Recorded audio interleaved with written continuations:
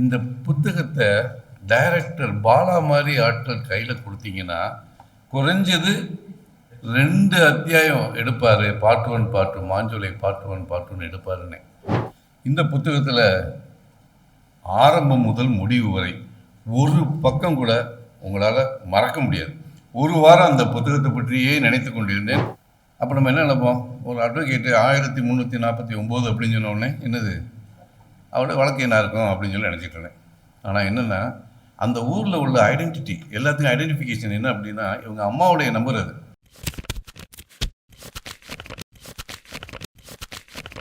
வழக்கறிஞர் ராபர்ட் சந்திரகுமார் நூல் அறிமுக விழா.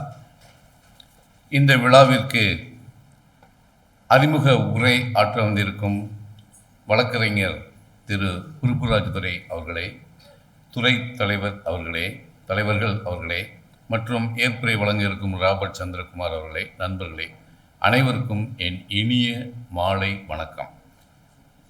மேலும் இந்த நிகழ்ச்சியில் கலந்து கொள்வதற்காக மூத்த வழக்கறிஞர் கூடுதல் அரசு தலைமை வழக்கறிஞர் திரு அஜ்மல் கான் அவர்கள் வர இருக்கிறார்கள்.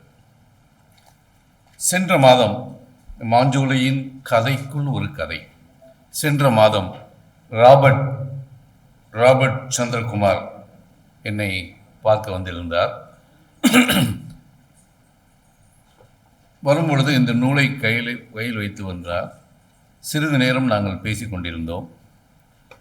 அவர்களுடைய தொழில் பற்றி மற்ற நண்பர்கள் குழாம் பற்றி பேசிக்கொண்டிருக்கும் பொழுது கடைசியாக இந்த புத்தகத்தை என்னிடம் கொடுத்தார். நான் படித்து தெரிந்து கொள்கிறேன் என்று கூறினேன். 2 நாள் கழித்து தான், உண்மையை சொல்லணும், 2 நாள் கழித்து தான் படிக்க ஆரம்பித்தேன். படிக்க ஆரம்பித்த பிறகு இந்த புக்கை கீழே வச்சுட்டு தான் முடித்தேன். நீ எத்தனை பேர் நம்புவீங்களோ இல்லை தெரியாது. அவ்வளவு விஷயங்கள் இந்த இதில் இருக்குது. ராபர்ட்டை கூப்பிட்டு நான் சொன்ன முதல் வார்த்தை என்ன தெரியுமா, இந்த புத்தகத்தை டைரக்டர் பாலா மாதிரி ஆட்கள் கையில் கொடுத்தீங்கன்னா குறைஞ்சது 2 அத்தியாயம் எடுப்பார். Part 1 part 2 Manjolai part 1 part 2 எடுப்பாருன்னு. அவ்வளோ விஷயம் இந்த இதில் இருக்குது. அதாவது இந்த காலத்தில் இந்த டிஜிட்டல் உலகம், இந்த காலம் ஒரு டிஜிட்டல் உலகம். இந்த உலகத்தில் நிறைய பேர் படிக்கிற ஒரு பழக்கத்தை விட்டுட்டாங்க. ஈவன் சர்ச்சுக்கு போனால் கூட பைபிளை எப்படி படிக்கிறாங்க தெரியுமா, மொபைல் ஃபோனை எடுத்து பைபிள் மத்திய 7ஆம் அதிகாரம் 8வது வசனம் சொன்ன உடனே பைபிள் எடுத்து இது பார்க்குறாங்க. அந்த அளவுக்கு இந்த மோகம் வந்துருச்சு, டிஜிட்டல் மோகம். என்னென்னா இந்த படிக்கிற பழக்கம் கொஞ்சம் கொஞ்சமாக குறைஞ்சிக்கிட்டு வருது. இப்படி ஒரு சுச்சுவேஷனில் இந்த மாதிரி புத்தகங்கள் மாணவர்கள் மத்தியில் படிக்கும் பழக்கத்தை, வாசிக்கும் பழக்கத்தை கண்டிப்பாக உற்சாகப்படுத்தும். இது என்னுடைய மனதில் தோன்றிய முதல் நிகழ்வு. நான் உடனே கூப்பிட்டு ராபர்ட் சார்கிட்ட சொன்னேன், நீங்கள் நான் தான் கேட்டேன், இந்த புக்கை அறிமுகப்படுத்தினது சென்னையில் நமது மாணவர் கருப்பழனியப்பன். நான் ஏன் நமது கல்லூரியில் இது பண்ணக்கூடாதுன்னு அவர்கிட்ட பெர்மிஷன் கேட்டுட்டு அதுக்கப்புறம் செங்கோல் மேரி, ஸ்டாலின், பூமி, ஹரிபாபா எல்லாத்தையும் கூப்பிட்டு இதை நல்லபடியாக நம்ம ஏதாவது பண்ணணும் அப்படின்னு சொன்ன உடனே அவங்க ஹெச்ஓடி மேடம் அழகாக சொன்னாங்க, சார் நூல் அறிமுக விழா மதுரையில் ஒன்று பண்ணுவோம். அப்போ நான் ராபர்ட் சார் நம்பரை கொடுத்து நீங்கள் பேசி என்னைக்குன்னு சொல்லுங்கள், அன்றைக்கி நான் ஃப்ரீயாக பண்ணிக்கிறேன்னு சொன்னேன். இதுதான் இந்த விழா ஆரம்பித்த விதம். இந்த புத்தகத்தில் பார்த்தீங்கன்னா, அதாவது படிக்கிறது ஆர்வம், நான் எவ்வளோ பிஸியாக இருப்பேன்னு அவங்க எல்லாத்துக்கும் தெரியும். கல்லூரி மாணவர்கள், ஆசிரியர்கள் அனைவருக்கும் தெரியும். நான் இந்த புக்கை எடுத்து ஒரே இரவில் படித்து முடிச்சுட்டு தான் அந்த கீழே வச்சேன்னா அப்போ இந்த புத்தகத்தில் எவ்வளோ விஷயம் இருக்குன்னு பாருங்கள். நாங்கள் 80களின் கடைசியில் நான் என்னுடைய பழக்கம், இந்த வாசிக்கும் பழக்கம் நிறைய இடத்துல நான் சொல்லியிருக்கிறேன். எனக்கு எப்படி இருக்குங்கிறது, எப்படி வந்துச்சுங்கிறத நான் சொல்லிடுறேன். சென்ட் ஜோசப்ஸ் காலேஜில் எம்ஃபில் படிக்கிறேன் 1988-89 திருச்சி சென்ட் ஜோசப்ஸில். அப்போல்லாம் நம்ம ஹாஸ்டலில் இருக்கிறோம். ஹாஸ்டலுக்கு வெளியே இந்த பெட்டி கடையாக போட்டிருப்பாங்க. அப்போ இந்த பாக்கெட் நாவல்னு வந்த காலம் அது. அசோகன் சொல்லி ஒரு ஆசிரியர், அப்போ உள்ள ரொம்ப ஃபேமஸான ஒரு ஆசிரியர்கள் சுபான்னு சொல்லி ஒன்று இருக்கும், சுரேஷ் பாலா. அவர் படத்தை கூட 2-3 எழுதினார். சுஜாதாவில் ஆரம்பித்து புஷ்பா தங்கத்துறை, சுபா, ராஜேஷ்குமார், ராஜேந்திரகுமார் எல்லா கதைகளும் வரும். 5 ரூபா தான் அந்த புக்கு. எம்ஃபில் மாணவர்களுக்கு வந்து பெல்லார்மின்னு ஒரு ஹாஸ்டல், நான் படிக்க ஆரம்பித்த கதை. அதுக்கு முன்னாடி எல்லாரும் சொன்னாங்கன்னு சொல்லி பொன்னியின் செல்வன் மட்டும் படிச்சிருந்தேன். அந்த 5 ரூபா பாக்கெட் நாவலை வாங்கி அந்த ஹாஸ்டலில் மொத்தம் கீழே கிரவுண்ட் ஃப்ளோரில் 24 ரூம் இருக்கும். ஒரு மாணவர் வாங்குவார். ஒரு 4 ரூமில் உள்ளவங்க படிப்பாங்க. அந்த 5 ரூபாய்க்கு அந்த புக்கை வாங்கினவங்க 4 ரூமில் படித்து முடிச்சுட்டு அந்த புக்கை கொண்டு போய் அதே கடையில் திருப்பி கொடுப்போம். பாதி விலைக்கு எடுப்பாங்க, 3 ரூபாய்க்கு எடுப்பாங்க. அப்போ ஒரு புக்கு படிக்கிறதுக்கு 2 ரூபா தான், 4 பேர் படிச்சிருப்பான். அப்போ ஒரு ஆள் படிக்கிறதுக்கு 50 காசு தான். இப்படி தான் நாங்கள் புத்தகத்தை படிக்க ஆரம்பித்தோம். நல்ல புக்காக இருந்தால் வச்சுக்கணும். இந்த புத்தகத்தை படிக்க ஆரம்பித்தோம். அதுக்கப்புறம் அந்த ஸ்டேஜில் பார்த்திங்கன்னா எல்லார் கையிலையும் பாக்கெட்டில் வந்து அந்த இருக்கும் பாக்கெட் நாவலுங்கிற மாதிரி 2 தான் பாக்கெட்டில் வச்சுருப்பாங்க. ஒன்று வந்து அந்த ஸ்கோர் கேட்குறக்காண்டி, கமெண்ட் கேட்குறக்காண்டி பாக்கெட் ரேடியோ அல்லது பாக்கெட் நாவல். இப்படி தான் இருக்கும் அந்த காலத்தில், 80களின் தொடக்கம் முதல் முடிவு வரை. ஆனால் இன்றைக்கி படிக்கிற மாணவர்கள் படிக்கணுங்கிற ஆர்வம் யாருக்குமே இல்லை. எல்லாம் டிஜிட்டல் மயமாயிடுச்சு. அசைன்மெண்ட் கொடுக்குறத வாட்ஸ்அப்பில் போட்டு விடுறாங்க. சார் படித்து பாருங்கள் சார், அனுப்பிட்டேன் சார், அப்படியே பிரிண்ட் அவுட் எடுத்து கொடுக்குறாங்க. இது மாணவர்கள். ஆசிரியர்கள் என்ன செய்கிறாங்க தெரியுமா? கட் அண்ட் பேஸ்ட் கொஸ்டின் எடுத்து அப்படியே அங்கேருந்து கட் அண்ட் பேஸ்ட் அப்படியே கொண்டு வந்து கொஸ்டின் பேப்பரை மாணவர்கிட்ட கொடுப்பாங்க. அப்போ எதிர்காலம் எதை நோக்கி போயிட்டு இருக்கு? இந்த டிஜிட்டல் உலகம் படிக்கும் மாணவர்களை வந்து பாழாக்கி கொண்டிருக்கிறது.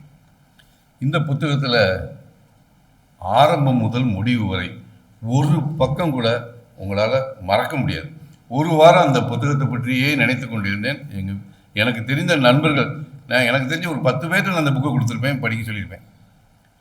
ஒரே ஒருத்தர் மட்டும் நான் வாங்கிட்டேன், நான் படிச்சுட்டேன்னாரு.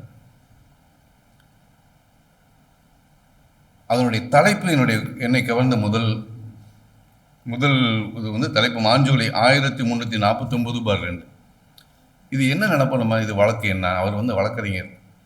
ஒரு நாலுமுக்குங்கிற இடத்துல மாஞ்சோலையில் பிறந்து நாலுமுக்கில் படித்து திருநெல்வேலி தூத்துக்குடியில் படித்து அதுக்கப்புறம் மதுரை லா காலேஜில் வந்து இன்றைக்கி ஒரு அட்வொகேட்டாக இருக்கிறார். அவருடைய வளர்ச்சி வந்து ஒரு பெரிய வளர்ச்சி. பீப்புள்ஸ் வாட்சில் இருந்தார், அப்போருந்தே எனக்கு தெரியும். அதுக்கடுத்து பிரபுராஜ் சார் கூட அவர் இருந்தாங்க. பிரபுராஜ் சாருக்கு நல்ல ஒரு அசிஸ்டண்டாக இருந்து இன்றைக்கி தனியாக இருந்திருக்காரு. அப்போ நம்ம என்ன நினைப்போம், ஒரு அட்வொகேட்டு 1349 அப்படின்னு சொன்ன உடனே என்னது அவரோட வழக்கு என்ன இருக்கும் அப்படின்னு சொல்லி நினச்சிட்டு இருந்தேன். ஆனால் என்னென்னா அந்த ஊரில் உள்ள ஐடென்டிட்டி, எல்லாத்தையும் ஐடென்டிஃபிகேஷன் என்ன அப்படின்னா, இவங்க அம்மாவுடைய நம்பர் அது. அவங்க அம்மா வந்து இருதயமேரி, அவங்க இருதயமேரியுடைய நம்பர் இந்த நம்பர். அப்பாவுக்கு வேறு நம்பர், தனி நம்பர் 1566. அப்போ அம்மாவை வச்சு அவங்க வீட்டில் 4 பிள்ளைங்க. அவர் வந்து ராபர்ட் வந்து செகண்ட் சன்னு. 1349/2 இதுதான். அப்போ ஒருத்தரை கூப்பிடும் போது இப்போ நம்மளை பேர் சொல்லி கூப்பிடுவாங்க, பொசிஷனை சொல்லி கூப்பிடுவாங்க. ஏதாவது நம்பர், வண்டி நம்பரை சொல்லி அல்லது ஏதாவது நம்பர் சொல்லி கூப்பிட்டா நம்மளுக்கு எவ்வளோ கோவம் வரும். இப்படி ஒரு சூழ்நிலையில் வளர்ந்தவர். அவர் அந்த மாஞ்சோலை கிராமத்தை அப்படியே, மாஞ்சோலை மட்டும் இல்லை, நாலுமுக்கு, காக்காச்சி, ஊத்து, குதிரை வெட்டி எல்லாத்தையும் கண்முன் கொண்டு வந்திருக்காங்க. நான் கேட்டேன், போகிற பாதை எப்படி சார்னு கேட்டேன். பாதை கொஞ்சம் கரடு முரடாக இருக்கும். கிளைமேட் எப்படி இருக்கும்னு கேட்டேன். கொடைக்கானல் அளவுக்கு இருக்குமான்னு கேட்டேன். கண்டிப்பாக இருக்கும், நிறையா மிஸ்ட் இருக்கும். ஆனால் தங்குறதுக்கு நல்ல வசதி இருக்காது, ஏதோ ஒன்று நீங்கள் தங்கிக்கலாம். அவர் எழுதுனதுலேயே எனக்கு ஸ்டாலின் என்கிட்ட கேட்கும்போது காலையில் கேட்டார், சார் உங்களுக்கு ரொம்ப பிடிச்சது எந்த இடம் சார் அப்படின்னு கேட்டார். நான் சொல்லலை, இப்போ சொல்கிறேன். நம்ம ஒரு மெசேஜை ஒருத்தருக்கு அனுப்பிட்டோம்னா வாட்ஸ்அப்பில் சிங்கிள் டிக்கா டபுள் டிக்கா அனுப்பிட்டோம்னா ப்ளூவா ஒயிட் அப்படியே தான் இருக்குதா கேட்போமா, யோசிப்போமா, எத்தனை தடவை எடுத்து பார்ப்போம். அதை எழுதியிருக்காரு. எழுதிட்டு ஒரு தபால் போடணும்னா போஸ்ட் கார்டில் அனுப்பிட்டு அந்த தபால் வந்து திருநெல்வேலியிலேருந்து குதிரையிலே கழுதிலே போய் அங்கேருந்து ஒரு இடத்துல பிரித்து அவங்க வீட்டுக்கு போகும். 18 நாள் ஆகுமா. அதை ரொம்ப அழகாக எழுதியிருந்தார். அதுதான் இன்றைக்கி அங்கே வந்து 2G டவர் தான் இருக்குது. பசங்களுக்கு இந்த படிக்கிறதுக்கெலாம் வேணும்னு சொல்லி 4G டவர் போடணும், 5G டவர் போடணும்னு சொல்லி கேஸ் போட்டு 3 வருஷம் ஆச்சு, இன்னும் ஒன்றும் ஜட்ஜ்மெண்ட் இல்லை. ஒவ்வொரு வார்த்தையும் ஒரு தேர்ந்த கைதேர்ந்த ஒரு தமிழாசிரியருக்கு உரிய நடை. ராபர்ட், நான் அப்போ கேட்டேன், தமிழ் எதுவும் நீங்கள் படிச்சிருக்கீங்களா? இல்லை சார், நான் படித்ததெல்லாம் இந்த புக்கில். அதாவது இப்படி ஒரு கிராமம் இருக்குன்னு தெரிஞ்சால் நம்ம இருக்கிற இடத்த ஏன் இந்த மாதிரி மாற்றக்கூடாது அப்படிங்கிற எண்ணம் அவங்களுக்கு வரும். அந்த ஊரில் ஒரு சர்ச் இருக்குது, மசூதி இருக்குது, கருப்பணசாமி கோயில் இருக்குது, எல்லாத்தையும் கண் முன் கொண்டு வந்து வச்சுருக்காரு. முக்காலி 3 கம்பை வச்சு அந்த தேயிலை தோட்டத்துக்கு இடையில வச்சு அதில் நின்று வந்து பார்க்குறத அவ்வளோ அழகாக சொல்லியிருப்பார். எதிர்காலத்தில் மாணவர்கள் அவங்களுடைய நோக்கத்தை மறந்து வேறு பாதையில் போயிடாமல் இருக்கிறதுக்கு இந்த மாதிரி புத்தகங்கள், நீங்கள் ஒரு புத்தகத்தை லைப்ரரியில் வாங்கி போட்டிங்கன்னா 5 பேர் படித்தாங்கன்னா 4 பேர் கண்டிப்பாக அடுத்து வேறு புத்தகம் என்ன இருக்குன்னு தேடி படிப்பான். அந்த மாதிரி இருக்குது இந்த புக். இது வந்து மாஞ்சோலை சாருடைய, ராபர்ட் சாருடைய ஒரு கனவு சோலை. இதை நீங்கள் படித்த உடனே கண்டிப்பாக அவங்க எல்லாத்துக்குமே அந்த இடத்துக்கு போகணும்னு தோணும். நான் கேட்டேன், எப்படி சார் போகிறதுன்னு சொல்லி. அதுக்கு ஒரு வழி சொல்லியிருக்காரு, யார்கிட்ட பெர்மிஷன் வாங்கணும்னு சொல்லியிருக்காரு. கண்டிப்பாக போவேன். நீங்கள் எல்லாருமே இந்த புக்கை படிக்கணும். நான் கேட்டதற்கு இணங்க இந்த புக்கினுடைய அறிமுக விழா நமது கல்லூரியில் அமைத்து கொடுத்த தமிழ் துறை தலைவர்கள் மற்றும் ஆசிரியர்கள் அனைவருக்கும் நன்றி கூறி, அதனுடைய இந்த நூலை பற்றி மேலும் அறிமுகப்படுத்துவதற்கு வந்திருக்கும் வழக்கறிஞர் நண்பர் பிரபுராஜதுரை அவர்களுக்கும் வாழ்த்து கூறி அமர்கிறேன்.